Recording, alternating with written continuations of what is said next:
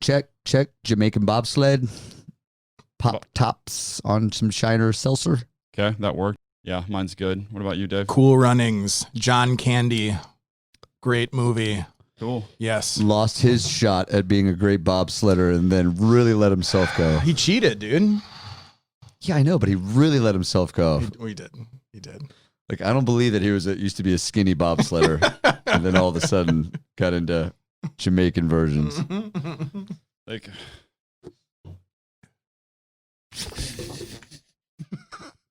yeah, you should definitely bet that over again. Can you hit record right now? And like, it is recording. That went swimmingly. Was that the intro? Yeah, that was the intro. Dude, you look like a really weak Rick Moranis, like trying to be cool, like with the string over the hat. Now put the hat over that. Oh yeah, oh no, yeah. You got to get that UV protection. Oh, man. Does that work, guys? This is how Jurassic Park should have started. Hey guys, I got a hat on. I'm here to take you through some dinosaur exhibits. Clever girl. All right, okay. Yeah. Where did you get that mustache and why do you have it? Why do you just like coincidentally have that today? Well, because I can't let Eric have the best mustache on the podcast. It is really I good. still have the best mustache on the podcast. We have one Dave actual facial hair and you with the hat is really making the mustache feel like a waste of space. You know what I mean? The mustache is like I try so hard, then he puts his stupid fucking hat on and now like everything I've tried to like earn over the past few months has been just deprecated on with this hat. I recently rewatched your episode and it's amazing how much the mustache makes a difference. Just hides a piece of shit below it. Yeah. The mustache adds at least 6 or 7 years, if not like 15 years to your face. You got like a baby face. So like when you take it off and they showed the videos of you doing your gun bloopers thing. This? No, like in the gun bloopers thing, you're completely clean shaven and you look like you're 15. Yeah, and like also not very interesting as a 15-year-old, Welcome to Ultimate Misfires and Mishaps, where we can show you have all that the shirt. funny things that happen when still you wear that don't shirt, handle by a gun properly. Yeah, because I can't grow anything here, but like this is like the mustache show. Because everyone's like, so like what I was telling Justin is like when we go out and shit, like people like all the time are like, and like dudes and girls alike are like, is that a fake mustache? Are you wearing a fake mustache? Like. And Casey, my girlfriend, will get the most mad because she's like, she'll just chime in and be like, yeah, because that's the kind of fucking person I am. Some guy that's with a dude with a fake mustache at La Traviata on fucking Tuesday at 4:30. That's kind of people. That's the kind of person I am.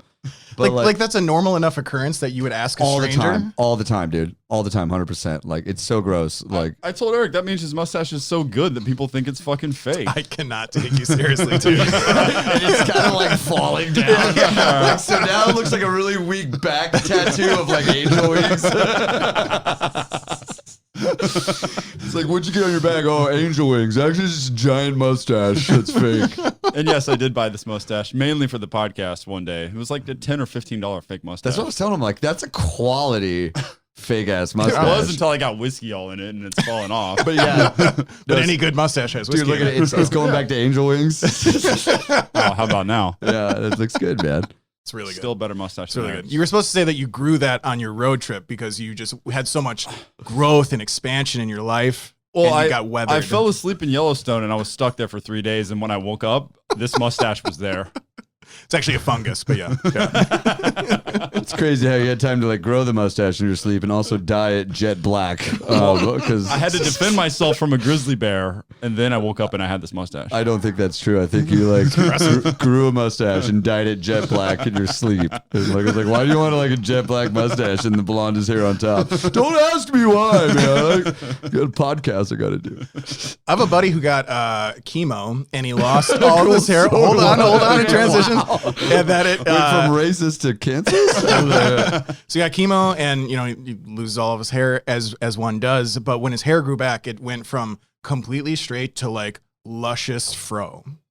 And it's amazing that chemo can change you on like that level. So what I'm saying is that don't discredit. It's entirely possible that he could grow a jet black mustache. Like straight, like hippie hair, like split Yeah, down the literally- middle. yeah, literally like to straight- like, I'm yes, sorry, yeah. like to giant Yes, fro and like yeah. one. Wow. Yep. Okay. Yeah.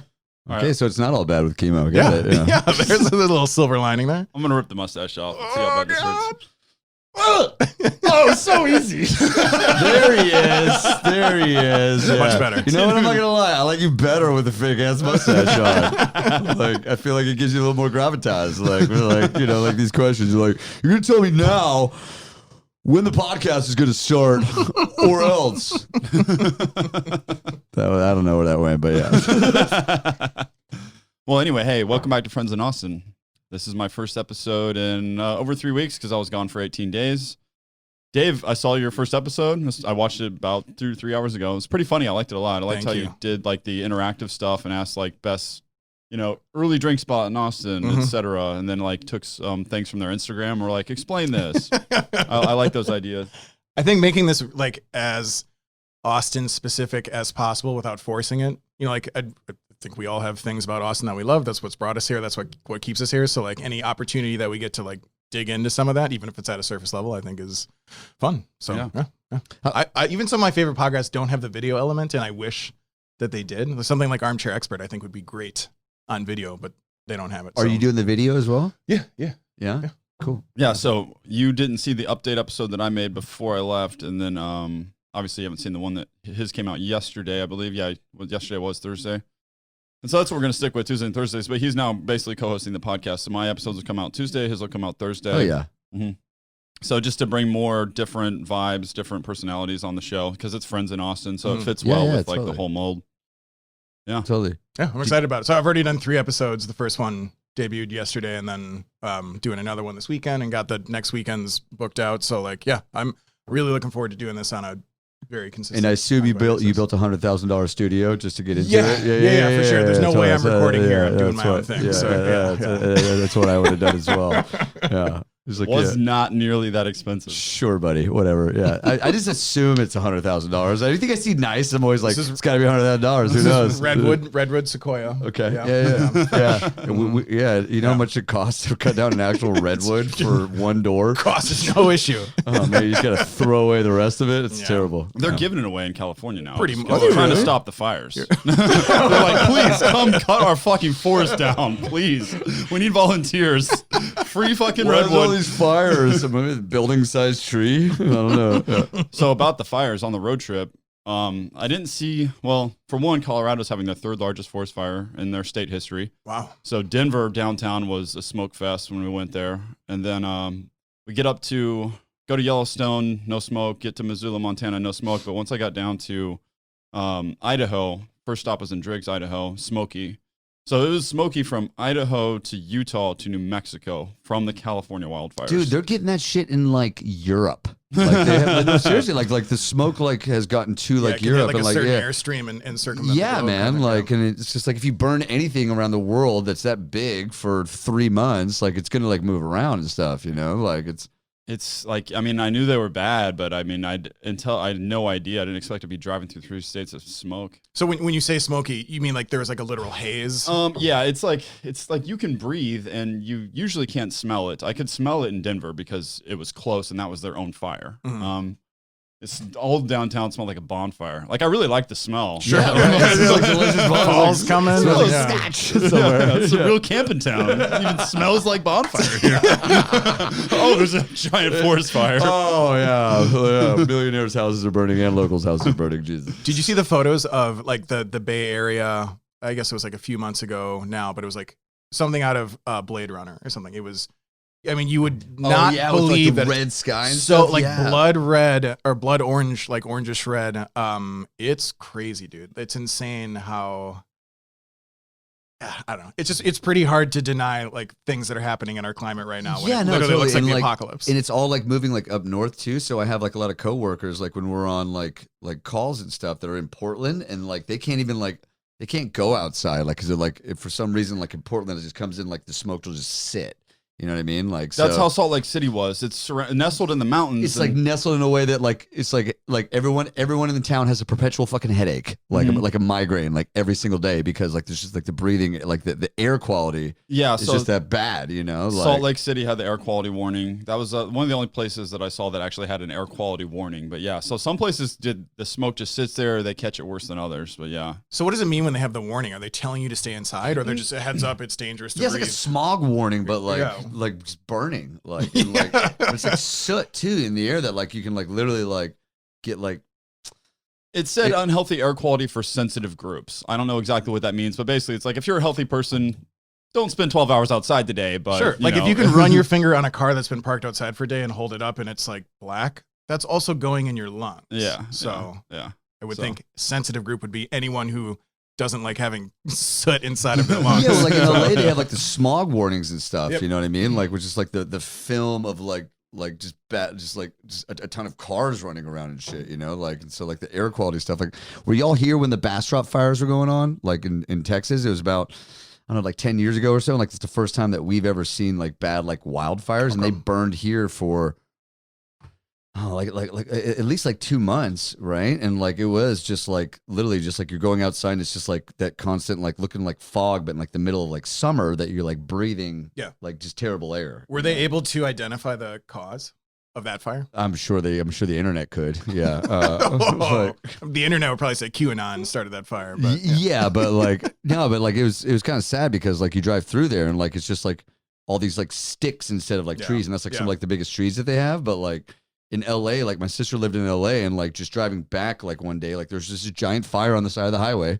You know, just it wasn't like a huge wildfire like what they're dealing with now, but it's just like one that they're just like dealing with kind of at the time. Yeah, and it's just like no worries, it happens all the time. It's just like no, that's like total worries. Yeah, like, something that would normally cause true panic. Yeah, like because like I feel like we get like flooding and like maybe like a tornado here and there, but like no, like just like oh yeah, every summer just just hell happens right outside like the next hill. Just don't go on that side of the hill. It's fine. It's just like but it's like burning. Like it's like absolutely like just like engulfed in flames. It's a bizarre thing for sure. So I stayed with our friend Nick Bolanger. I don't know if you guys know him, but he used to live in Austin, so he lives in Salt Lake now. And he's like, yeah, this happens every year, and he was like, fuck California. They need to get their forests under control. And I'm like, yeah, they probably do. But I was wondering about that. Like, is this coincidence? It's not coincidence. It happens every year. But I'm like, are they not doing something about it? And I read into it, and it sounds like they could be doing more. Like, they should be doing more controlled burns and shit. There's like a lot of forest management. Yeah, they should be. And I understand they have a lot of forests, so it's hard. But like, if your wildfires are smoking up Utah every year, and now more than that, like, you need to do something about that. Yeah, like I don't know. You know what I mean? Like, it's the thing is like I feel like it could be like half controllable and half is something that's going to happen naturally anyway, but like we're compounding it by like just our behaviors and whatnot. It definitely does happen every single year in multiple different parts of the country. It's just a matter of how much it gets out of control, how long it goes, and then when you can trace it back to something as fucking stupid as a gender reveal that goes out of control, like that's when it starts making national news. And then when it goes for 2 fucking months, and for the record, for the they that should be taking care of it, even though it's happening in California, it is the forests that typically burn the most and where these problems have happened are federally regulated national parks. Yeah. So California recently has been getting shit on a lot for like, you should be doing forest management. There's even something they did put in a pretty restricted I don't think all the forests that are burning there are national parks. No, not at all. No, but when you but specifically these issues with the forest management stuff, and basically the forest floor just builds up kindling. It's too many fucking pine exactly. needles, bro. It's this too many pine needles, this man. brush stuff that grows up. Not enough pyromaniacs from Texas going in there growing up. You know, like do the kids from California not like fucking grow up like just bottle of hairspray and fucking a couple of stolen Bic lighters and some just potato launchers, go make shit happen. You know, like or what? When I was a kid, I tried to set my grade school playground on fire. That was made out of. Tried with that attitude. Or you're gonna do it, son. I played the Goonies, the video game for Nintendo. There's a Goonies video game. It was actually called Goonies 2 for some reason, but yeah, definitely couldn't get the naming rights. Namco, I guess not. And one of the like regular weapons that you had was a Molotov cocktail, and this is obviously pre-internet and whatever. So I didn't really understand the functionality of a Molotov. I just understood that it was like a flammable substance, presumably gasoline, in a container, a Sunny D bottle in my case. And so I like filled up a Sunny D bottle with gas and like jammed paper towels into it, and then like Hold on, the forest fire smoke. Oh, We need a fire extinguisher. Didn't work. Sunny D bottle was not a good, accelerant for explosive device. So lesson learned. So my dad was really hardcore and owned a beauty supply distribution business. So we're talking about like all the greatest hairsprays and shampoos and everything. And so there was a lot of hairspray aerosol cans that like came through his warehouse that were a little bit damaged, and we can't sell this to anybody. So those got into like our like kids like crowd of friends, and like there was many times that we almost burnt down like miles and square miles of like, but like just barely got it like under control. So like I just remember like clearly like stacking like aerosol cans like in a pile like in somebody's land. Oh, so you're not using it as like a flamethrower. You literally just wanted to explode. Well, we did that as well. Okay. But like also like just like, oh no, we have all this other flammable stuff that like the thing's broken on top, so we can't squeeze it out. So we do just like make a small bomb and like putting it like, remember those like bridges that almost got built over like a creek or something? Yeah, you know what I mean? Like there was a what am I trying to say? Like a housing development that started but didn't quite finish, and like there's this random like gutter or like sewer under like a creek or something like that, like just building up like what we thought would be a small little flame, and actually turned out to be like a giant flame ball come out, like, and then like stomping it and like getting really like scared sometimes, like, yeah, this is gonna get really bad. And we're gonna like totally burn down like Charlie's neighborhood on accident, like Charlie being my friend, like. Is this from you put aerosol cans in this gutter? Yeah. And then so you like, shot them. So no. So if you have a gutter, So if you have like a sewer, like right, and then like in the middle of that, like if you take a common street and then run the sewer under it, right? Yeah. And then like you pile up in the middle like a couple aerosol cans, a lot of Bic lighters, and a lot of gasoline from your dad. Or from your buddy Michael or Charlie's or whatever, whoever's dad it was that left their fucking gasoline out that we could grab, and like dump it all in the middle, and then you line like a trail of gasoline outside the sewer to light and go in, like kind of like Die Hard or whatever, like whatever movie you saw that week, and then you would do it. Most of the time it would just like barely, but like this one time like it like shot out real bad, like and. Literally started catching the whole fields on fire around us, like, and we weren't supposed to be there, like whatsoever, like, and so we stomped it out as much as possible, but it was still smoldering when we heard like the actual like sirens going off in the background and shit, and so we just ran home and just hoped it worked out, and it did because their houses didn't get burnt down, but it's literally like a half mile that way, you know what I mean, like in relation to like where we are, so it's like, so you should take some of those kids and use them for your forest management in California. I don't know if those would be that long ass rabbit hole. I'm gonna manage the fuck out of this forest. Here's the funny thing: I thought a gender reveal party was like a transvestite revealing their gender. It sounds like Colleen that, right? gave me so much shit, and I was like, that doesn't make any fucking sense. Because like, if you knew me as a man.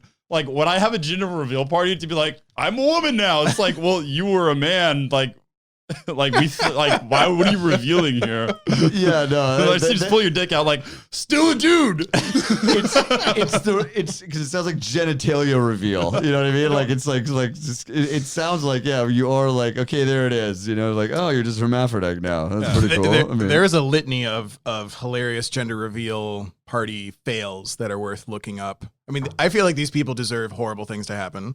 If you're just acting recklessly. For whatever reason, a lot of them involve homemade explosives. There's one that actually happened. These sound awesome. Like 4 months ago, where someone literally made, for all intents and purposes, a pipe bomb that was full of either a blue or pink powder to reveal it, and some fucking shrapnel that went off from the pipe bomb, which is what pipe bombs do, hit fucking like grandma in the neck, and she died. And it's like, took her out. What are you doing? Like, what?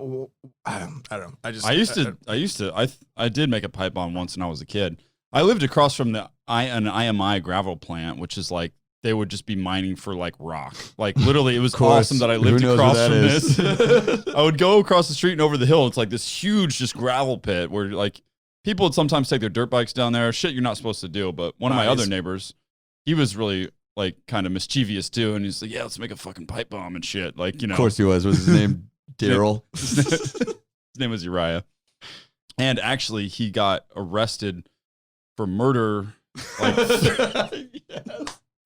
Sorry, this is no joke. He got arrested for murder like 2 years ago, I think. He strangled One of my other, like, he wasn't a close friend of mine, but I knew him. He grew up in my grade. No, I have it backwards. He's dead now, so can't. What the fuck? Uriah got strangled by Joe over a confrontation they had drinking at a bonfire where Uriah, being as, like, you know, mischievous as he is, like, they were, like, shot a gun near Joe's girlfriend's foot, like, or that's the story that I'm hearing. Sounds like an album cover from, like, Primus, but yeah, go on. And Joe got angry about it, and I think he either strangled him with his belt or Uriah's belt, and so Joe went away for murder, and Uriah's dead, unfortunately. Sorry to, you know, whatever. Hopefully. Anyway. So we go with forest Jesus fires, fucking Christ, global dude. warming, and murder, but go on. Cancer. Yeah, Cancer. And cancer. Anyway, yeah, so Uriah was like, he And lived these like, seltzers suck. he lived not too Seltzers far said. from me, and so, like, sometimes we would go down the gravel pit and blow shit up. Because, I mean, you can blow shit up over there. They set off dynamite over there. Why would they want a pipe bomb there?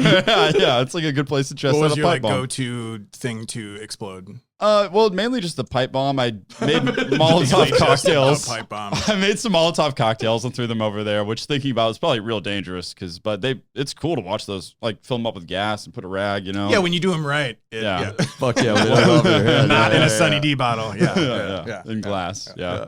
So what was the gender reveal again of the pipe bomb? The baby's made out of pain. It was they're gonna let it decide. Okay. Yeah. I mean, it clearly had a dick, but they're like, well, you know. So, like, how did you? This is high school. Yeah. So, how did you construct in your mind, or did you like look this up? Like, how do you figure out what a pipe bomb should be? I looked it up. Yeah, I totally looked it up. I mean, you just need some steel pipe and need to have a cap on one end, and then you need gunpowder. And if you want, you can put BBs and stuff in it to make this. If you're trying to hurt somebody, I mean, but if you're not trying to, or actually no, you got to take the buckshot out of a shotgun, not the BBs. You need like the actual buckshot out of a shotgun shell. You can empty those out, and you can get the gunpowder and the. I'm telling people how to construct pipe bombs here. I shouldn't be saying this. The internet exists, okay. Did y'all ever do chlorine bombs? I was gonna say when I was a kid, we would take like Drano and put aluminum foil inside of like a Coke bottle or something, then put it in someone's mailbox. Okay. Similar thing. Yeah. Okay. It's the same thing. Like chlorine. Like you take a chlorine tablet, like you drop it in like it was either water or Coca-Cola or something like that, and like you shake it up and then just throw it, and then it would take like quite a few fingers off if you're like holding it. You know, I never saw that. Like, Yeah, I mean, don't. Hold Dude, on I used it. to make Works bombs. The Drano and the aluminum foil, those are called Works bombs because the Work? Works is like a brand of. Oh, the Work. Yeah, it's a brand of like toilet bowl cleaner. Yeah. Those blow up like pretty big. I mean, they don't blow up fire. They blow up chemicals. Yeah. Yeah, exactly. But they're loud and they're dangerous. Yeah. But, Like, did y'all ever make napalm like growing up? Like you just take like. like you get like a big thing of gasoline. Did you grow up in Nam? Huh? Did you grow up in Nam? Fort Worth, Texas, so kind of, sort of. It was in the really hardcore part of Fort Worth called Arlington. It's where the Rangers play.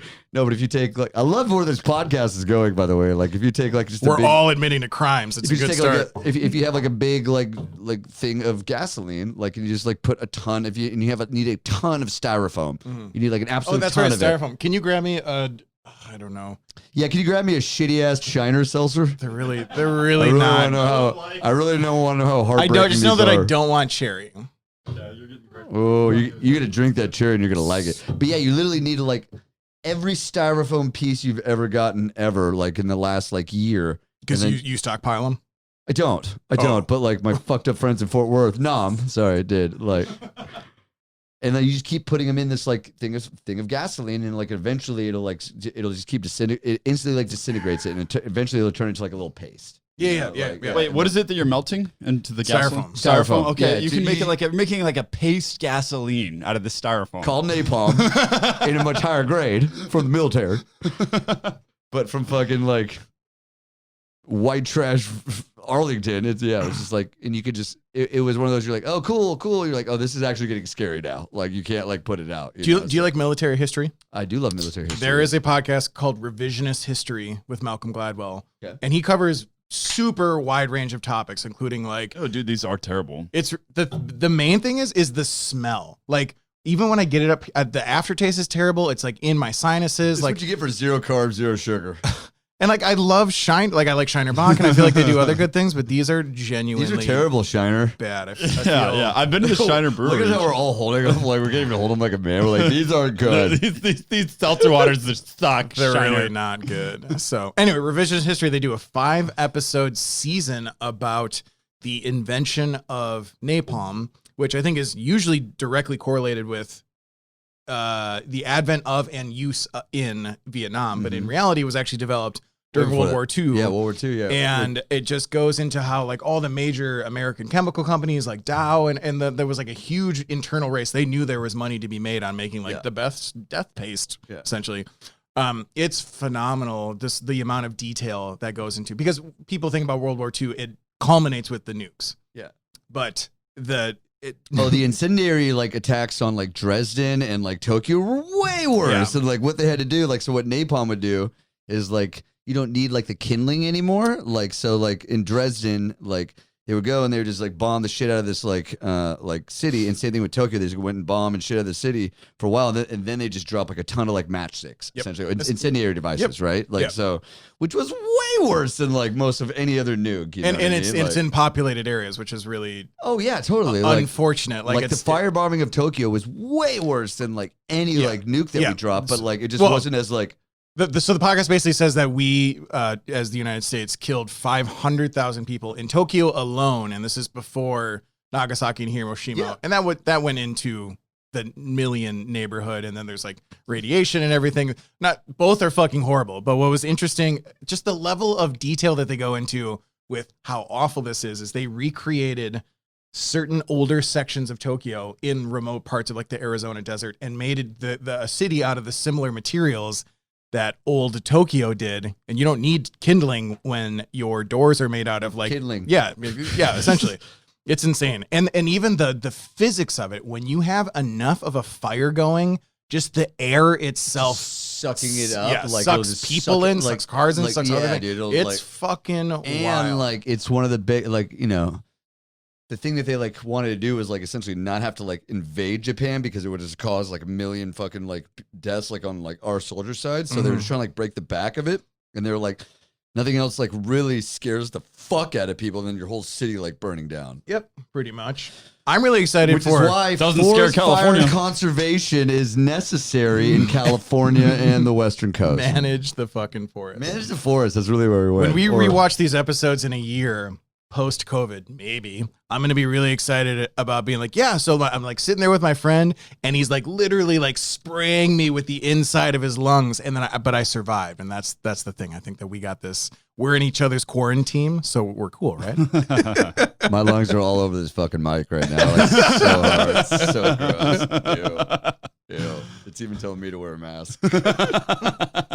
So bringing it back around, before you left, I was telling you that I'd be really interested to hear about your experience across. You went to a bunch of different states. You went to major cities and kind of rural areas. Like, what was your COVID related? What was the COVID impact on your trip for the better part of 3 weeks? Wyoming doesn't give a fuck. Okay. Like, yeah, kill our 180,000 people. I know. There, yeah. There's 6 people living there. Only one of them wears a mask. Yeah. Yeah, and he works in a coal mine. Like, there's no coal up here. There will be. Yeah. So as far as COVID goes, yeah, I'd say things get a little looser when you get up to, I mean, obviously Wyoming for sure. I mean, almost no one's wearing a mask at the stops that I went there. I'd see less and less masks and stuff up in those states like Montana, Wyoming, Idaho, Utah too. But I feel like I bet if even Amarillo, Texas. I mean, as soon as you get out of a major city, people don't give a fuck. And I'm not criticizing them, honestly. I mean, I think that COVID has an insanely low death rate. It mostly kills people that are insanely obese or have other issues. Yeah. Not that, to be insensitive about it, but I think that's really, at the end of the day, it's got like an insanely low death rate. It's a little in the realm of insensitive. When you compare it to other things like, I get it would be more appropriate to say that polio in 2020 has an insanely low death rate. So like just looked up Montana, but that has an insanely low like infection rate as well. Yeah, or whatever you want to call it. If it's I don't know. Malaria kills 1 million people a year. We're all still cool with that. Yeah. Well, yeah. Okay. There's and where does malaria kill people? Africa. Okay. And polio and malaria both have vaccines and treatments associated with them, but that doesn't mean that they're globally accessible. Montana, as of today, has 22,000 cases and 235 people have died.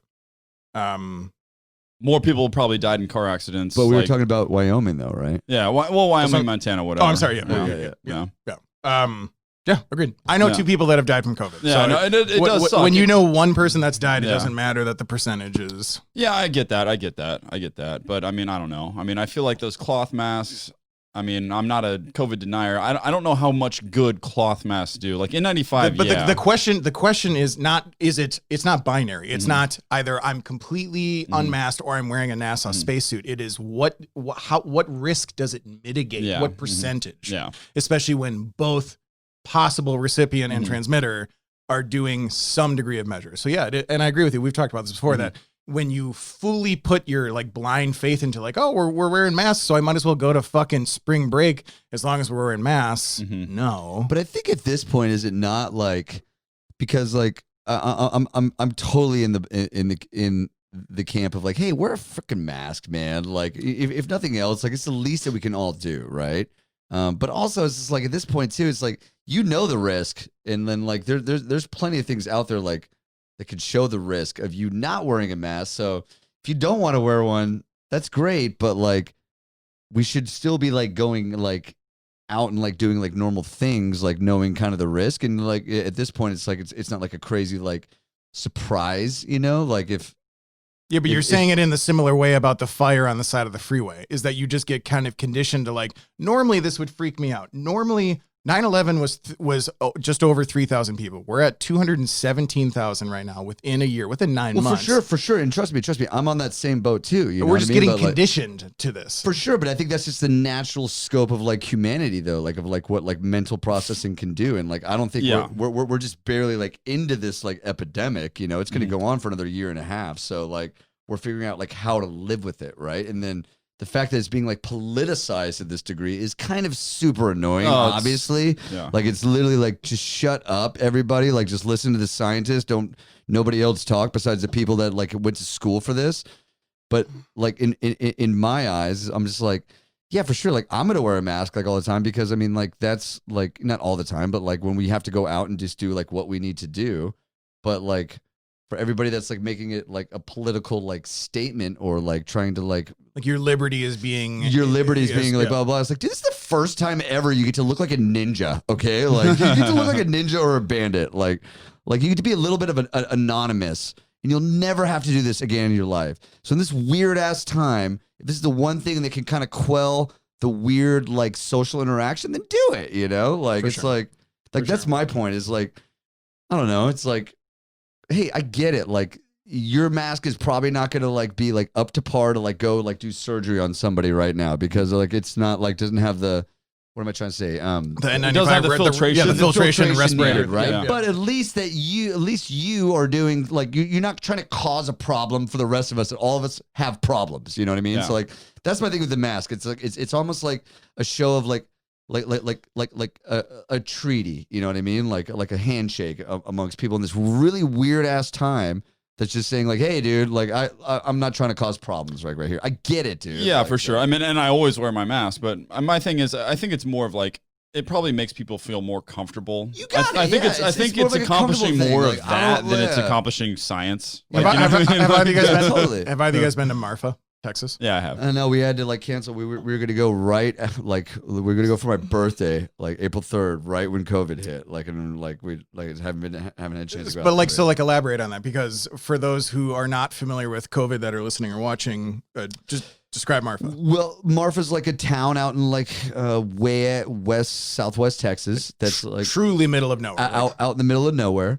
Has now turned into I'm trying to say like a tourist hipster cool spot with art and stuff. And Dude, I'll tell you. there's 7 things to do there. You know what I mean? It's a When you pretty go big there. art epicenter. Let me cut in here because I've been there. I mean, I think Marfa's overrated. I like That's it. all I've heard. But yeah. Like it's. I want to go to Big Bend like more than anything else. It's a cool stop on the way to Big Bend. But the one cool thing that I thought about Marfa was just like the El Cosmico campground. You can stay in the teepee. They have a propane fireplace in the tent. that's It's what a we're gonna large say, yeah. teepee with a double or queen bed, It's cool. El Cosmico's nice. I wouldn't stay in Marfa for more than 2 days. Probably one night, maybe 2 days. You can walk around the city and there might be some arts stuff or like art museums that you can walk into before COVID. But yeah, Marfa, it became this like artsy thing that became cool because I think some celebrity visited it and then some other celebrity visited and it. the Marfa lights and like the Marfa hum and shit like that. Yeah, That's like the weird shit that goes on. But yeah, the Marfa lights are something that you're supposed to be able to see if you drive to a certain point on the interstate and you park. But I mean, scientists found that it's just like headlights of cars reflecting off the atmosphere. So many things to say. I have so many things. So first, do you say Marfa hum?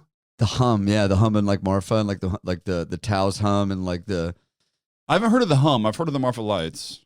All right, so real quick, let's just get off of COVID for a second. But I went to Marfa in April, and 2 weeks after I left, and I do not have COVID, but I'm a part of a Facebook group that's for the community of residents there, and they had 24 cases. Oh, I left it. Every time Eric comes here, he has to fuse bombs. The what bombs? It's the fridge. Remember? I didn't open the fridge. You're fucking eating, man. Marfa is one of the most isolated places in Texas that people actually live, short of just being like, oh, there's 3 people in a tent in the middle of nowhere. But even that was not. Even that is susceptible to COVID. That is all to say, it's kind of analogous to the mentality in Montana and Wyoming that just because you're in the middle of nowhere, like COVID doesn't give a shit about. Yeah. I mean, it doesn't, man. It doesn't. Like, I mean, I get that, you know what I mean? But like, I also get like that, like, we don't know shit about it still, probably, you know? And like, we know exactly like probably like what we should be doing, you know? Like, and I think it's just like the fact that it's been like politicized at this point is now like why like the conversation has gotten here. It's so annoying. Yeah. It's so annoying. Yeah. I'm so over it. You know what I mean? Yeah. Like, I can't talk to my mother anymore. Like, really? Why not? well, I mean, they're kind of like, you know, like Republicans and stuff, which is great. But like, it's also like, hey, did you see how the Cowboys do? Oh, you mean the COVID Cowboys? Because you can like play football, but you can't like, I can't go here and here and here. I'm like, what can't you do anymore? Like, just. Yeah, in Texas, you can do anything you want. You just have to wear a mask until you're seated inside, and then you take your mask off. Yeah, totally. Which is fucking stupid, the whole thing. Which is cool that you go to do something, but it's just like, you wear a mask till you sit down at a table, then you take it off. Like, okay, that's doing something. Yeah, I get it. And it's just like, like mom, like, it's a thing. Like, okay, like, it's like a proven thing. You know what I mean? Like, there's science behind this. You know what I mean? Like, and like, we're still figuring it out, and it's not going to like go away anytime soon, you know, but like the fact that like we're all like subject like to this like politicizing of like this virus in the United States, like specifically, it's just kind of embarrassing, you know? Like, so. Yeah. What do you think the NFL response would be? I'm literally just looking up how many players right now, which is quite a bit, have COVID, and that's just players, let alone the whole staff. I mean, the full NFL organization. They didn't do the bubble. There's no bubble. Like, they should have done the bubble. Like, dude, like the NBA got it like 100% right. Like the is that working out for them? Because Jason's in the bubble right now. I'm gonna talk. No, he's done. He's out. Yeah, he's out. The people who fuck around are out. Yeah. Okay. And zero people got it like whatsoever. Like when they're in the bubble. And there's like, a zero tolerance policy. The zero tolerance, zero bubble policy. It is harder with the NFL because each organization is probably 200 at least people. When you talk about the full team, the staff, the coaches, the physical trainer, everything like that's so it's harder, but certainly not impossible. And especially when you're talking about something that we're talking about hundreds of millions of dollars every year on the line in terms of ad revenue, people watching on TV, merch sales, everything like that. So there is an economic machine that is driving this. So you totally could make an NFL bubble if you wanted to, but they're not. And it's starting to show problems. And I'm curious they have access to some of the best healthcare in the world, but I'm curious. They're also in shape. Their BMI is correct. I get it. I mean, like, and then take care of yourself. Take fucking care of yourself. It is not an absolute thing that if you're in great shape and under a certain age, but that there's you are $1 million repercussions that you can get fined for if you fuck up, like and like get like COVID, and like they can trace it back to something. I'm curious what the league response will be when the first player dies, or even if it's not a player, it's the assistant coach or the defensive whatever. Like what would it take for one of these leagues, which again, at the end of the day, this is a massive business. What would it take death-wise for an organization of that size? And it's not even an organization, it's part of our culture, dude. Like, especially during this time of year, like Sundays is church and football for a huge part of the country. What would it take for them to cancel the season? COVID doesn't have a high enough death rate for them to cancel the season. I'll tell you what it'll take. But the death rate within the population doesn't matter if Yeah. Cam Newton dies, and Cam Yeah. Newton does have COVID. So like I don't think that the percentages of There's probably like 400 a million 0.00 people. something percent chance that dude's gonna die though. I mean, that's just like it works on statistics. I mean, I think you're oversimplifying, but I mean, it does, But though. it does when you're looking at the entire population of the United States. But what I'm saying is that when it's that if people dying in the United States doesn't If Patrick Mahomes died tomorrow, they'd fucking shut down. yeah, the it doesn't season. reflect the people. 215,000 people to some people reflects poorly on the Trump administration, but other than that, it's literally just like, well, life, diseases happen, people die. A lot of those people are immune compromised or old or fat or whatever, and like that stuff happens. But when you can directly trace it to like this wouldn't have happened if you as a business didn't continue to operate in a way that protected your bottom line, then Patrick Mahomes wouldn't die. So it's either it starts like one person cancels the season or none. It would be so weird if they're like, we thoughts and prayers for Mahomes' family or whatever. We're going to keep going. And then 4 players die and like, well, now we're going to shut it down. But they agreed. They didn't have to go into the season doing this. Agreed. The players didn't have. They could have opted out. They could could also have done get killed in everything. a Hey, it's a job, okay? Like Yeah. they could have said, like, "Hey, I don't want to do this because it's like really, it's going to be like too risky for my family, and I have these other things going on, and I'm just not going to do it." They were given the choice, you Yep. know. Logistically, that totally no makes sense. one's going to like backtrack on them and go, "Hey, man, I'm not going to like get this badass linebacker a year or two after this because like he decided to like take care of his family and like do the right thing and like know that he's like in high risk." But at the same time, like Also, they could die in a car wreck or a plane crash on the way to any one of these analogous because you can't prevent you can't prevent a plane crash by wearing a face mask or not playing in your contractually obligated football team. Doesn't mean you but you might can die in a car fucking crash. Life has by, like, risks. Not like But how is that analogous to an infectious disease? by not drinking or doing the things that you signed a contract not to do, like. So like they're playing within like the lanes that they've been given, because if there wasn't a league whatsoever, those contracts aren't guaranteed. The NFL can cut everybody, and the coaches can cut everybody and say, hey, you don't get anything playing wise.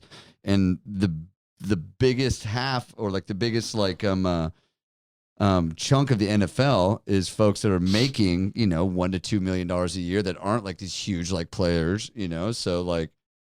They're gonna like try to play football. They're gonna try to do it. Like, and they only have like a certain amount of time where they can like they can actually make money. So if the league says, "Cool, we're going," we've like instituted all these like measures to stop it or whatever, and then 1 or 2 people get it, then that's in like the cost matrix for them whatsoever. You know what I mean? And they have not done it in the way that basketball did. That says you aren't getting in or out or this fucking like goddamn place that we are in. And if you get in or out, then you're immediately cut from the team, and you're not going to like make your money. Right, but given the example that you just set up, why wouldn't every the NFL professional could sports do league that? Yeah, but they didn't. But the NHL did that. Okay, Baseball's done that. So why not do that then? Because just going back to what you were saying about like, well, you signed the they're contract. trying to do it the best they can, but like, has anyone died like in the NFL like from like COVID? Not yet. Okay, so like I mean like, but like we can't just like let this like rule the whole world of like the worst thing that can happen. The worst things can happen. It's a new risk it's an old risk that to us feels like a new risk, but it's an old totally. risk. Yeah, Viruses, pandemics are an old risk. It's a new calculation you have to put into the risk factor of being a human. Just like you don't want to compare it to driving a car, but I want to compare it to driving a car. It feels new to you. It feels new to me, but it's old. I mean, it's like everything you do has risk. So at what point do you stop like shutting everything down and doing all this stuff and limiting the way that we live as humans based on it's just another variable? Seatbelts speed limits, safety regulations in cars, all of those are federally regulated things that are a reaction to we've been due for a bad fuck up of like, we've been due for a bad like fucking pandemic for a while. We've gotten like off with like a long time of like having anything like really bad hit in like a karmic sense. Hit the West essentially, right? Like this is a bad pandemic that we're going through. All right. And it could be a ton worse if it was like 50 years ago, 60 years ago, right?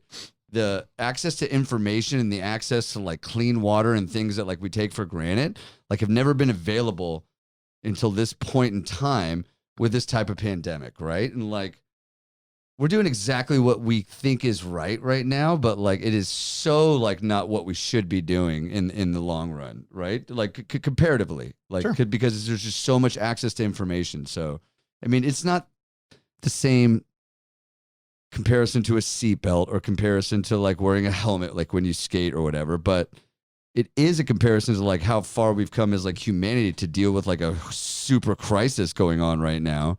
I think anyways, to get back to some like normalcy. Yeah, I mean that's all you can do. And also it's like we do have the statistics on how lethal it is and who it is lethal to.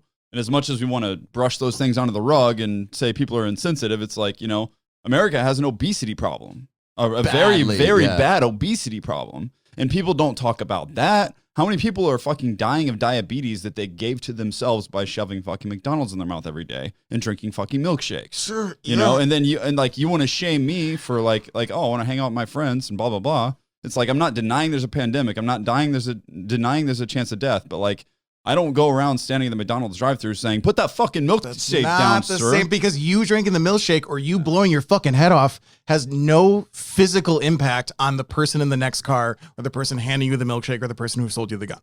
So it's not the same thing. And I get it. There are plenty of issues that should be addressed, and I fucking hope that they do. I used to work for this group, Guitars for Vets. The amount of that are veterans who have served, there's 20 a day who kill themselves. And in conjunction, there are more veterans who have killed themselves from PTSD than the deaths of all military actions combined since the Korean War to the current day. That's fucking horrible. And I want all of those things to be addressed. But the reality is that there's no sort of like transmission rate of diabetes or suicide or car accidents or whatever. So it's apples to oranges in this particular scenario. And if it's not apples to oranges, then something like face masks should be federally regulated if seatbelts are federally regulated. Life has risks. It does. And there's what are you willing to sacrifice to not smoking weed is a risks? federal law, so that's federally regulated. It's also state regulated. So it can happen on a state level where you have dispensaries who can sell, but it's not federally legal. So masks should be federally regulated, but like still up to the states? No. And what I'm specifically saying is that if you're going to make it analogous to car accidents, is that cars used to be giant steel death traps and speed limits were in the upper 80s. The blood alcohol level was way above what it was before the 70s. Speed limits weren't up in the upper 80s. What's that? Speed limits weren't up in the upper 80s. Well, how fast were you driving? Yes, 100%. I feel like they've gone up over time. It's 80. I just went out to fucking Suns Island 2 weeks ago. It's Texas, 85 on the way out to Seguin. 75. It's 85 on the way out to Seguin. I just did it 2 weeks ago. Texas is a lot of 80s. Montana has a lot of 80s. But I mean, Texas is 75, like outside of like the city limits. I literally just did this I 2 hit weeks some 80 ago. mile an hour roads, but that's not the point. So we're not advocating other than sure, wear a mask, follow the rules, but we're advocating like live your life as a human. Risks occur. Yeah, calculate exactly. your own risk. Calculate Live your life risk. in the way. At this point, there's enough research that you can do on your own to calculate your own risk. Wear a fucking mask. And just for nothing else, it's just like be a good human and like just be polite to people, like and act like have some manners in this time. And if the wear NFL a mask and like just make people more comfortable. And obviously, if you make more people comfortable, you're probably going to cut down on the virus like spread. Like we pretty much wash your hands, wear a mask. Yeah, and if the NFL wants if the NFL wants to have games and not do a bubble, I think that's within their right because these players decide if they want to show up. Like I mean, and also I feel like take care of yourself. You know, I mean, so is there a death threshold under exactly what you just said? Would it be if 25 players died? Because yes, I get it. You signed a contract. If COVID was more deadly, my opinion would be different. But COVID is like not that deadly. Okay, so what if it's actually way easier than it is, regardless of what the death rate is? But we can what if this podcast to the cows come home. Yeah, exactly. But yeah. Okay, but a not what if is that 215,000 people have died, which if you want to compare it to the flu, that's almost 6 times more than an average flu death rate. So like instead of what ifing it, I'm just saying it's just a fact. People do die from this. So what would be the death threshold in which it would be responsible for the NFL to stop having games or to change to a bubble method? And I get the whole thing. Like, that's this not is for me to decide, though. Like, that's right. like that. No, I guess that's not for you to decide. I'm just asking for your opinion. I personally think it should be 1, but I get that you disagree. So I'm just curious what in your mind, what do you think the threshold should be or would be? I'm not going to go. Obviously, no one's going to sit here with a calculation in their head. It's like, oh, if the death rate was this, then this should happen. My opinion is that it doesn't kill that many people, and you have to make a decision about how you want to affect the everyday lives of every single person. I'm just talking about the NFL. Well, you're not just talking about the NFL because COVID doesn't just affect the NFL. No, but America, the NFL could make a decision that would mitigate a lot of. But why risk. is it just the NFL at this point? Why is it not the NHL, the MLB, or the NBA? But you just said that they're working in bubbles. And the bubbles are working. One is working in a bubble. One is working in a bubble, and it works stupendously. It was right. the NBA, right? So, but if you're comparing the MLB, I get it. The PGA, I get it. And the same question, the tennis, the same question, all that is worked the same question outside of a bubble. So for every employer, and yes, people will get COVID during a time where like COVID is like spread like crazy. Yeah.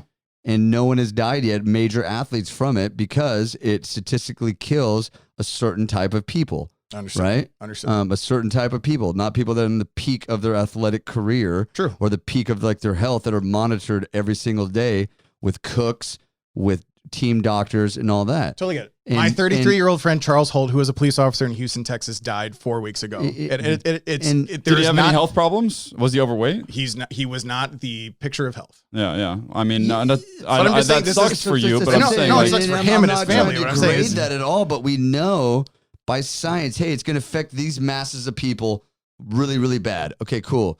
Here's these masses of people that are like exactly outside of like what it's going to really affect, like, or like what is the prime candidate of someone that could like really die from it, you know? Yeah. And that's the NFL or that's everybody else, right? So like, well, personal choice needs to be a factor.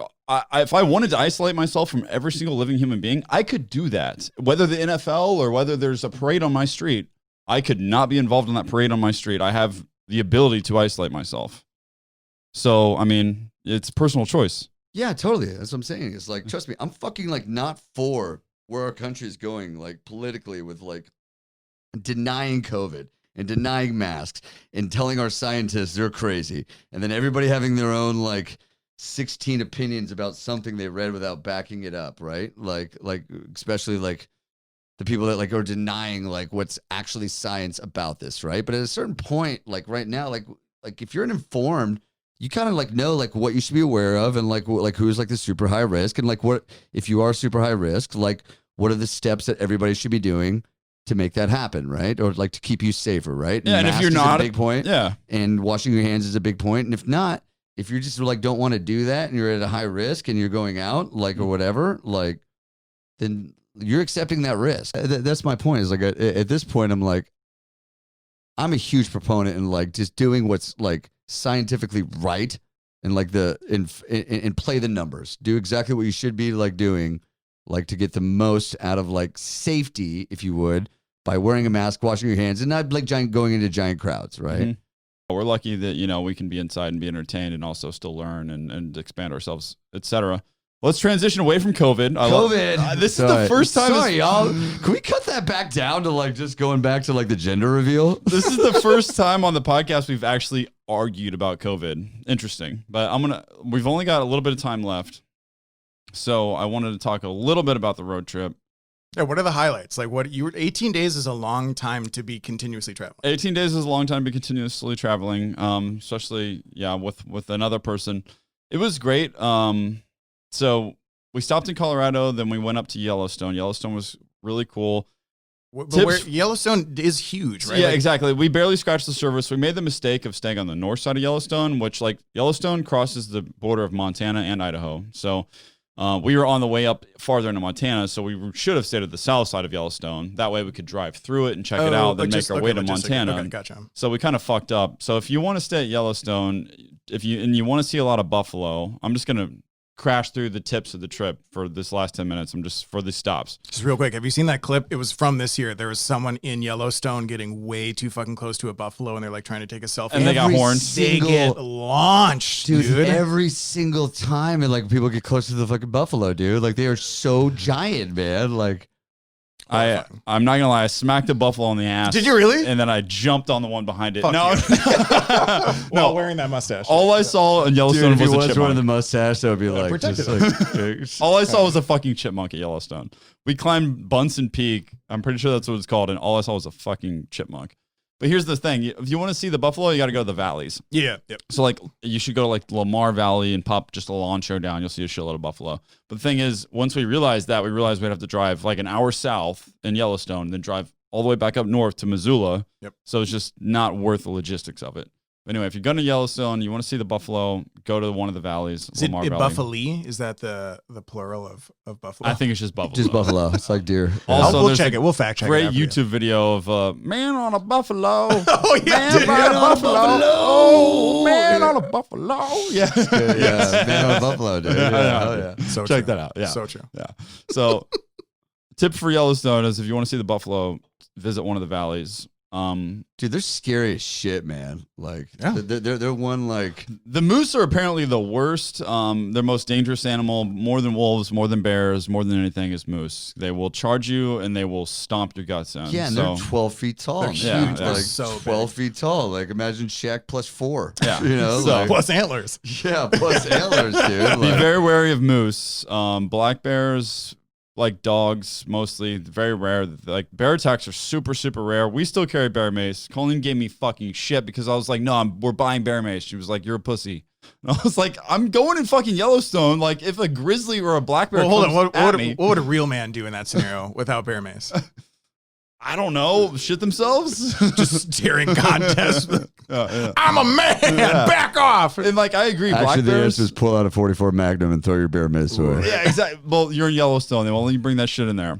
So if, Oh, you can bring it in. or you can bring it in and they probably wouldn't know. It's not, the security's pretty lax. Like we showed them our national park pass and we just drove in. So yeah, I could have carried, you can bring an AK in. I could have yeah. brought a 12 gauge, an AK-47, a sniper rifle. No one would have known. I've actually been curious about Sniper rifle be a little like weird. You're like, look at that, we got a nice little bear in my sights. self-defense from Don't you- 800 don't you meters dare away. Take care of your little cubs. I'm curious how you shut down a national park of that size when it's just like how do you, unless there's only a few entry points, but it's huge. There's It's so huge. few main entry points. And is it fenced off beyond that? No, but like you have to have a 4x4 vehicle, and I mean, you know, your average everyday citizen isn't busting their way into Yellowstone. I mean, Did you put your Jeep to the test at all during this time? Yeah, we took it to Schaefer's Pass and So what's Canyonlands. Schaefer's Pass? Schaefer's give us Pass- this is like How old man is, Schaefer I died. will show pictures Is of it a main street with like No, a lot Schaefer's- of boutiques? Is it like what? is Schaefer's it like? Pass- Yeah, we can do Schaefer's Pass. And so like we didn't know, like we go over there and we're like, we couldn't hardly find it. I stopped and I was like, waved some other Jeep down. He's like, I think it's this way, but I don't really know. So we go that way for miles, like on this bumpy ass road.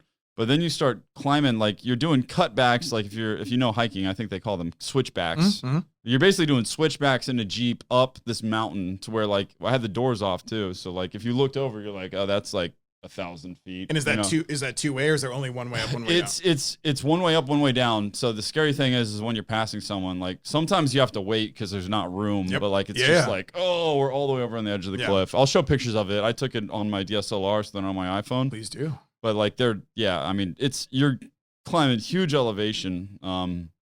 So yeah, we used the Jeep. That was in Utah and you know what we found out? You can get into Canyonlands for free if you go through Schaefer's Pass. like they don't charge you. But I'm like, okay, I guess like you just earned it because it takes a while to get through Schaefer's Pass. But there's no booth. Like you're just like, oh, you're in Canyonlands National Park now. Like cool, all right. No entry fee. Cool. Yeah. Definitely not sneaking a sniper rifle into here though.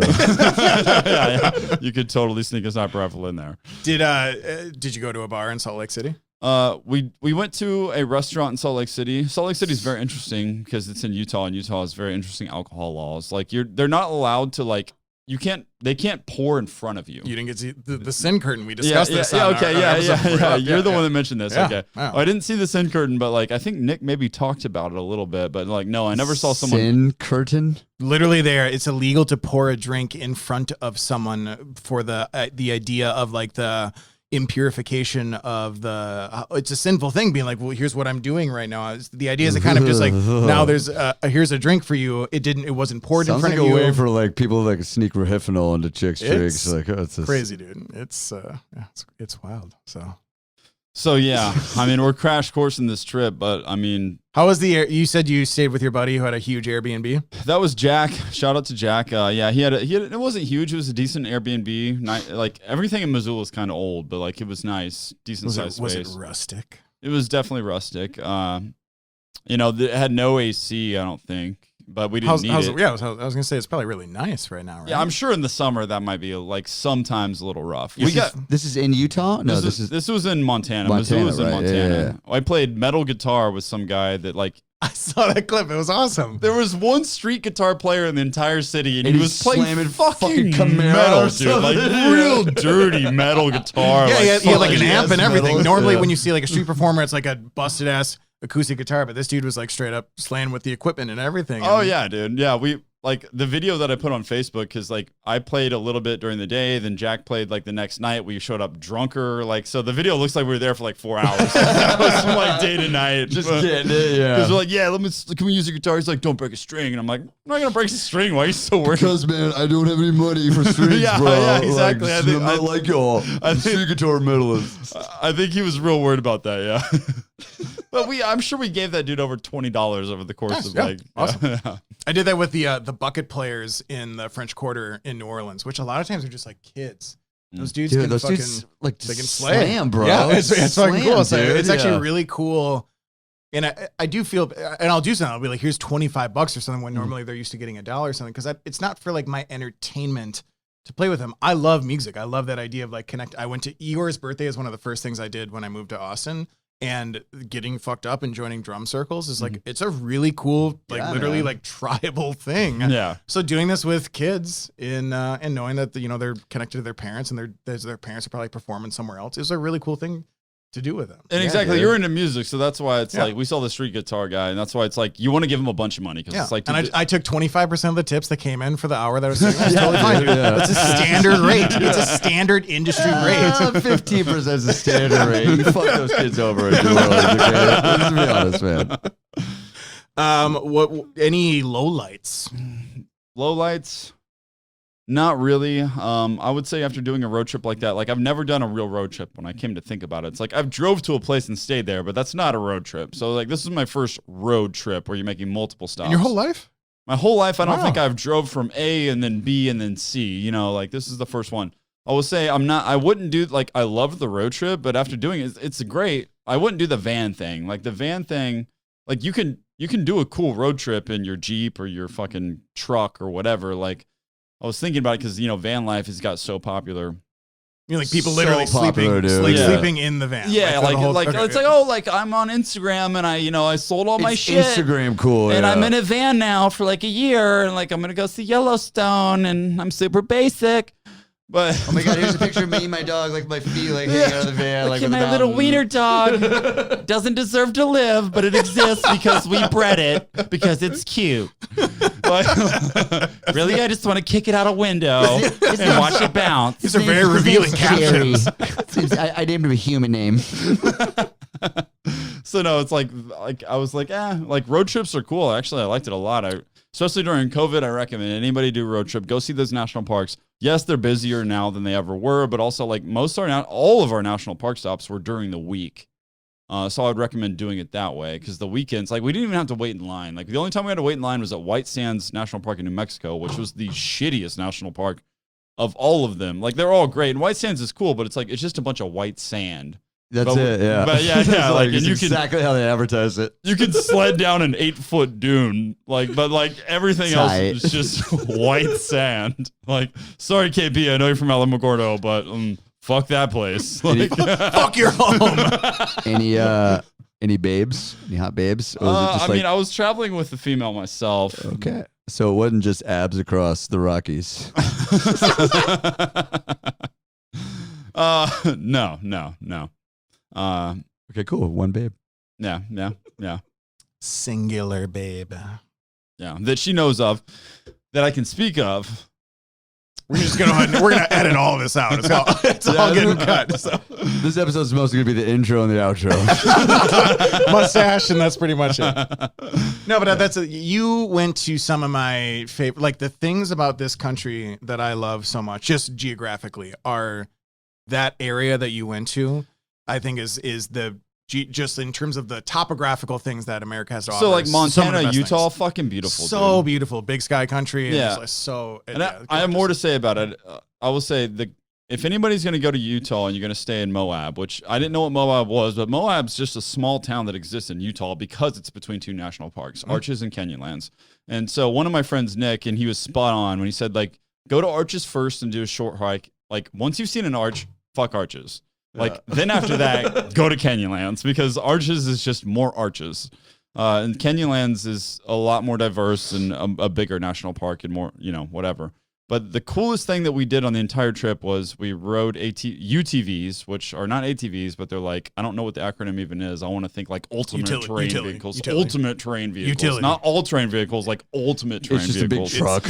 Utility. Okay. Worked on BRP for 3 years. Utility. Utility terrain vehicles? Okay. Terrain, well, utility terrain vehicle. Okay, so they're like, they've got good clearance. They've got big tires. They've got a wide base. If you roll, you roll. But so Hell's Revenge is this place near Arches. It's a trail. The rock climbing in that. Hell's Revenge. See, I'm like tours. Usually tours suck because like there's legal liability. They have to sign up. Like I was like, this is gonna be some pussy shit. It's gonna be the lamest way to look at this. But actually, it was a really cool. It was the coolest tour I've ever done, and where it was like, actually, this was like semi-dangerous. As soon as we got into the trail, like we're climbing straight up some rock walls and then going back down. Fuck, this could be really bad for my body if like I actually don't pay attention to what they told me before or whatever. Yeah. So it was shiner. and I'm not getting paid for this, but I recommend just based on who we went with and who our Airbnb people also agreed that like a High Point Hummer and ATV in Moab, the Hell's Revenge tour on the UTVs. If you're gonna do anything in Moab, do the High Point Hummer and ATV company and the Hell's Revenge Trail. There's a thing there called the Devil's Bathtub. And I watched hours of UTV and Jeep riding videos of people totaling their vehicles. Like once you get up to this certain point, there's this giant dip and it goes up and down. And if there's been some rain, there's water in it. And that's why they call it the Devil's Bathtub. Man, I saw people wrecking their so expensive, like trucks and UTVs in there. It doesn't look like you can get. Is the UTV like a dune buggy? It's more like a quad. It's more like a quad where it's like four. Quad, but like it's a bigger, more beefed up. Yeah, it's beefed up. It's not for performance. Imagine a four-wheeler on just steroids. Yeah, completely on steroids. But like the roll cage is big. The shocks are bigger. Like huge shocks, good clearance, big tires, wider base. But so like even in the video that you sent me, it's more for that kind of use where it's like you're talking about major torque. Really important precision braking, so the ability to go down like literally 70-degree angles for huge distances. Like it's not the same. You're not like going off of jumps and doing flips and shit, but you're tackling terrain that you literally could not do in any other vehicle. So in that sense, it's cool. Yeah, it is. So that was one of the coolest things we did. Highly recommend that tour. And then I think you can rent them standalone. I would say do the tour. Because then you're like, oh, like it can do this, and then you can go rent them on your own and take them out on your own. And then, I guess we got kind of lucky. Like our tour guide said that like our group was pretty fast. So like I'm recommending this to people. But if you end up with a real pussy in your group, like you can only go as fast as the slowest dude. Yeah, dude, totally, bro. So like, we had a good group. But if you end up with a total pussy, it's not going to be as good of a time for you. And Colleen was driving, right? In the clip that you sent me? In the clip that I sent you, probably. But like, I mean, she drove, I drove. They stop every 25%, so we just change drivers every 25%. Yeah, I think that's cool. Love it. And did you go river rafting? We went whitewater rafting, Clark Fork River up near Missoula, Montana. That was cool. That was my first time whitewater rafting, but it was towards the end of season, so the water level was lower, which means the flow was lower. Yep.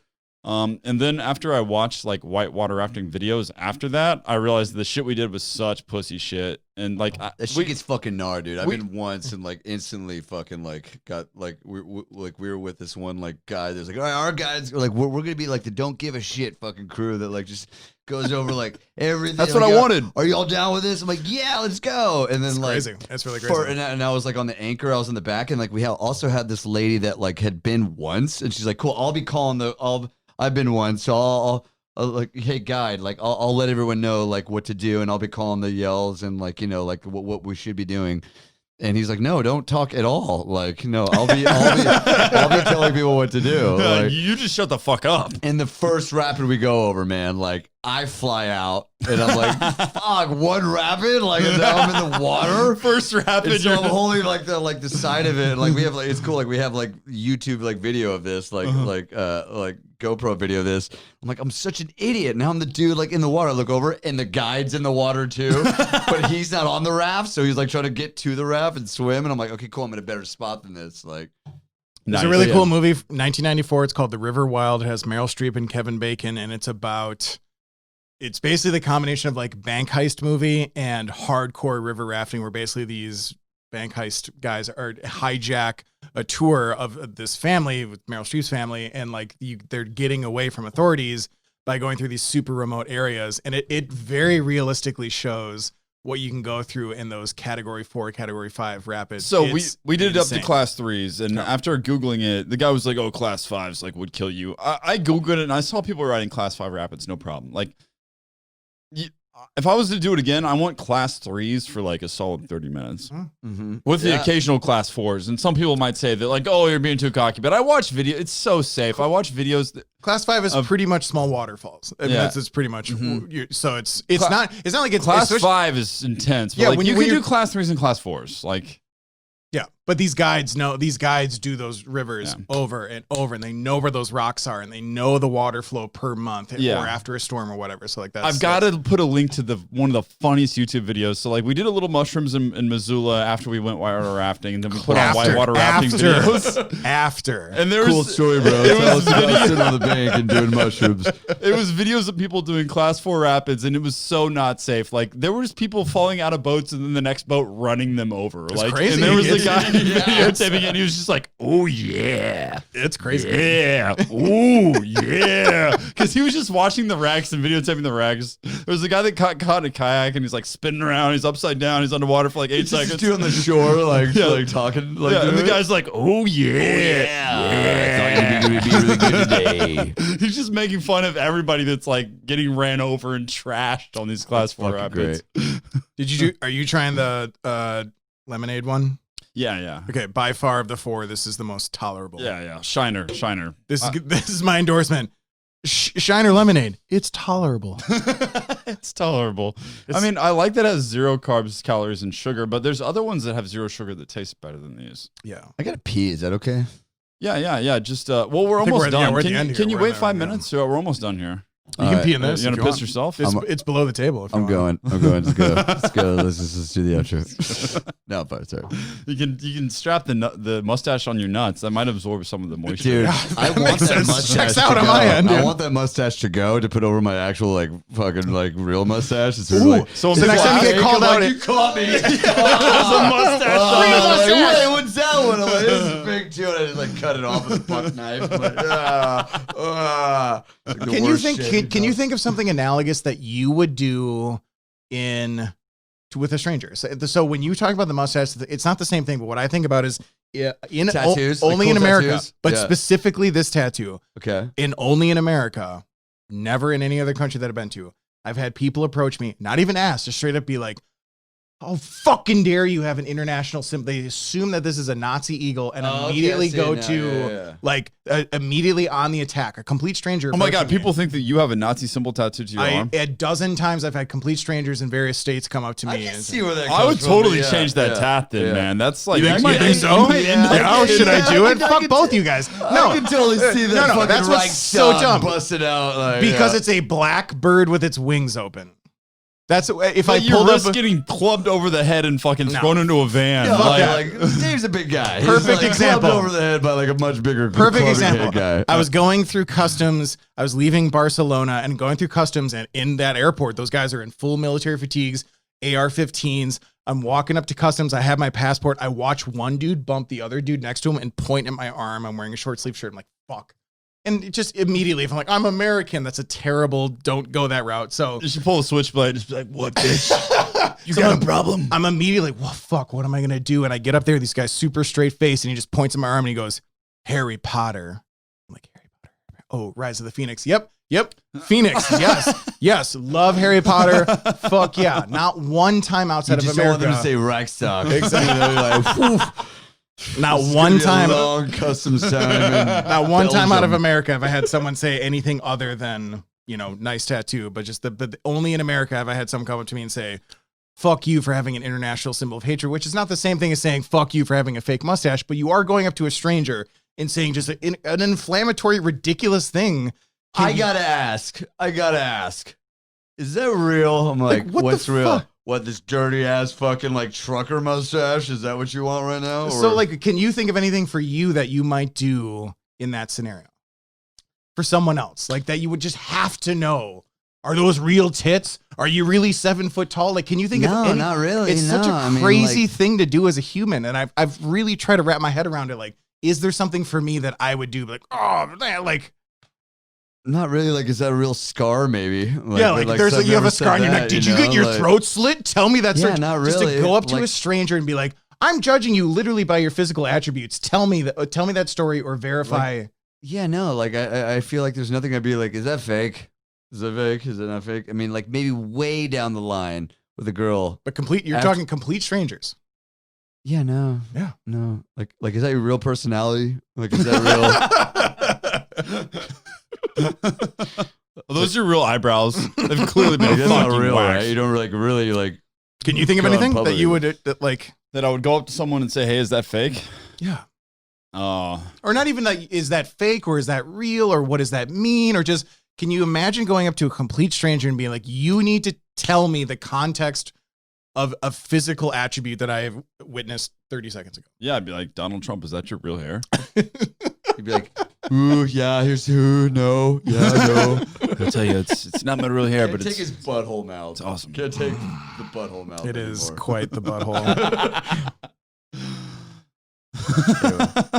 So are you happy to be back? Happy to be back. God, I mean, we barely touched on this, and I'm just trying to crash through this. Yeah, very happy to be back. It's very odd to be on the road for that long.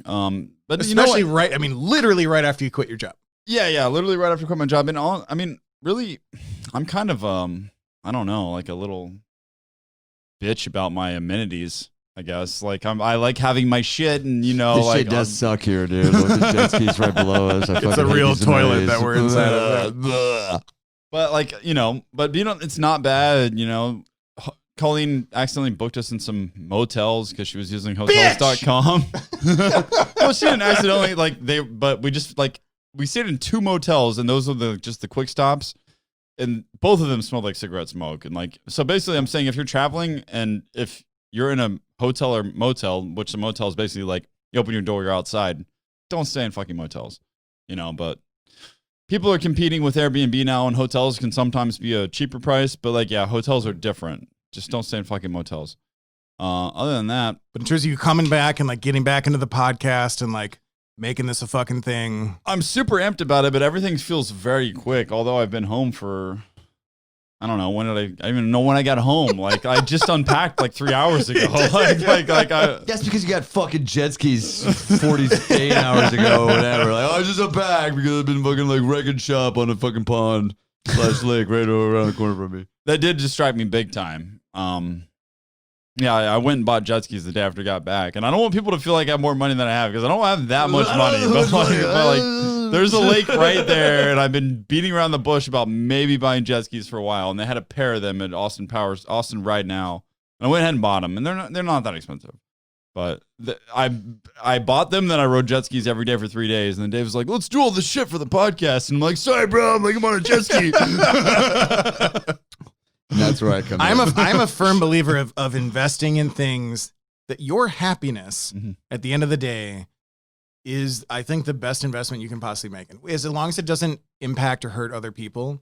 So even if something seems frivolous, if it makes you happy and you could see it making, and it makes other people happy too. It made me fucking happy 2 days ago. That's that is a quality investment in your life. And in a day and age where like we don't have the luxury of thinking about like, whoa, what's my life going to be like when I'm 80? Like we're really thinking a lot of like day to day, paycheck to paycheck, year to year, or whatever. Like, yeah, making investments in things that make you happy. For sure. It's important. And I'm letting someone else borrow them tomorrow, and I'm just going to dump both. Maddie, actually, who's on the podcast, I'm dumping him and his wife in the lake tomorrow. Like, I'm just going to drop them off and come home, and then when they call me, I'll come pick them up. Love it. But, yeah, I mean, I will get a lot of use out of them. This is Texas. Like, I grew up boating. I've never, like, and I've been really frugal over the past couple of years. Like, yes, I bought this house, but other than that, like, most people would have done more to this than I've been like, should I even buy a deck? Like, I haven't even fucking bought a deck yet. You don't need to feel bad about it, man. Like, that was cool. Yeah. Go ahead, Eric. Can I please? Yeah. Please? Eric's gonna like there. I asked 7 minutes ago. yeah. Go. Well, me and Dave will wrap this up. Just close this to the point that I got it. Don't slam it, because careful. I got it. Now, will you take a look and make sure my camera's not fucked up now, since that's the problem with someone pissing. But anyway, the whole thing with the jet skis, like, yes, I'm super stoked to have them, but like, yeah, I mean, and part of it is like quitting my W-2 job. I was like, if I want them, like, because I got a loan on them. It's like, I better get them now. It is very interesting for you to call it your W-2 job. I completely understand. Yeah. The average person wouldn't call it, but for that specific reason, I get it, right? Because you got to like prove income. So yeah, totally exactly. Totally get it. You know, I have other income that'll pay my expenses, which is like, you know, part of an application that I built that I get revenue on. So like that'll pay my bills, and that's why I'm allowed to do this podcast and all that stuff. But that's not 40 hours a week, that's why it's perfect. Like that's like, hey man, you could be flat broke and do this podcast. No, I couldn't, because they would repossess this fucking house. It takes time though. It takes time. Yeah. But like, you know, like, but I mean, follow your passions, do what makes you happy. Exactly. And like, I just got to a point where, I mean, I'm glad I had that job, and I appreciate that job, and I appreciate programming and all that. But like, and I'm still doing it kind of for this, you know, this other side business, this company, but like, it's not to the point where I feel like I'm just waking up every day for another person. And like, it's like, you know, I don't know. And I don't want to sound too shitty to people that have W-2s or whatever. It's like, it's important. But for me, like, I'd hate someone telling me what a 9 to to 5. What normal humans on planet Earth would say is a 9 to 5. So exactly. It's just like, I don't like people telling me I Yeah. have to do anything at any given time. Like, Yeah. I just personally very opposed to that. And like, I'm not criticizing anyone that does that. It's great, you know, but like, yeah, I can't stand it. It makes me very unhappy. The greatest innovations that have happened in this country and probably in the entire world have come from people who are not comfortable living within the conformity of a 9 to 5. Exactly. And having a boss and those. But I don't want to shit on the people that are doing Not at it, all, because not at all. if those people didn't exist, and it's great, people that are happy doing that, I envy you. Like you can do it, and you can be happy, and you can, you know, like, people make a good living doing it. And I get it. Some people are part of a cool team, and they're building a cool product, and they're like, you know, the company's good and the culture's good, so they feel invested in it. Innovation and creativity comes out of the opposite of that. So Yeah. So it's like, for me, it doesn't work, and it makes me really feel crazy, and I can't do it. That fridge is still open. No, I actually think that was that camera turn. Okay. All right. So we got to wrap this up. That's the end of the podcast. You're good. Yeah. So whose camera died? Yours? I'm pretty sure it's mine. But Okay. wrap it Yeah. there. So Eric, thanks for coming on. Yeah, of course, man. Always. This was a really good, funny episode with a lot of arguing. I liked it. Just edit my. Just to recap, fuck you. And fuck you. just to recap. Clean up your fucking forest, California. It's ridiculous. Whoa, 2 cameras down. 2 cameras down. All right, later. Thank you. Yo,